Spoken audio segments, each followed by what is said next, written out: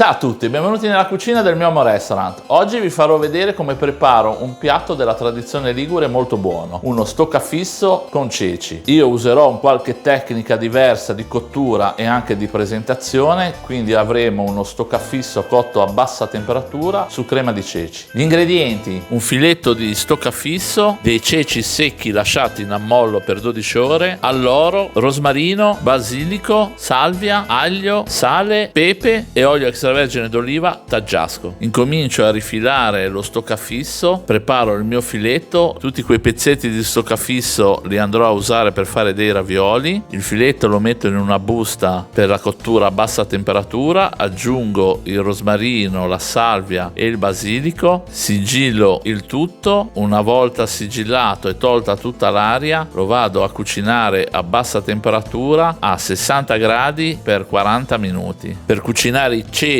userò una pentola a pressione, metto un po' d'acqua, mi raccomando non bisogna mai sorpassare questo limite perché in fase di cottura l'acqua uscirebbe fuori. Aggiungo l'alloro, aggiungo il sale e aggiungo i ceci che ho lavato e che ho lasciato in ammollo per almeno 12 ore. Chiudo molto bene la pentola a pressione e lascio cucinare per 30-40 minuti da quando incomincia a fischiare. Prendo una padella, aggiungo olio extravergine d'oliva taggiasco, metto uno spicchio d'aglio, faccio rosolare, aggiungo i ceci, faccio insaporire, aggiungo del rosmarino, aggiungo un po' di acqua di cottura dei ceci, tolgo l'aglio, tolgo il rosmarino, metto nel frullatore, frullo il tutto, aggiungo ancora un po' di olio extravergine d'oliva taggiasco e siamo pronti. Per rendere la crema di ceci morbida e vellutata la vado a passare con un colino a maglie fini e questo è il risultato: una bellissima e buonissima crema di ceci morbida e vellutata. Lo stoccafisso è cotto, lo vado a togliere dalla busta, lo metto su una placca, lo condisco con un po' di pepe, sale e abbondante olio extravergine d'oliva, lo vado a fare su tutti e due i lati, padella bella calda, uno spicchio d'aglio, salvia, rosmarino, basilico e vado a ripassare i filetti di stoccafisso. Li ripassiamo bene per insaporire il tutto e siamo pronti per impiattare. Preparo il piatto col fondo, la crema di ceci, metto al centro il filetto di stoccafisso, aggiungo ancora un po' di pepe, l'olio extravergine d'oliva taggiasco e il piatto è pronto. Bene, eccolo qua, un filetto di stoccafisso aromatizzato cotto a bassa temperatura su crema di ceci. Piatto della tradizione ligure, ma con le dovute tecniche il risultato è ancora più strepitoso. Vi aspetto per i prossimi video, ciao da Andrea.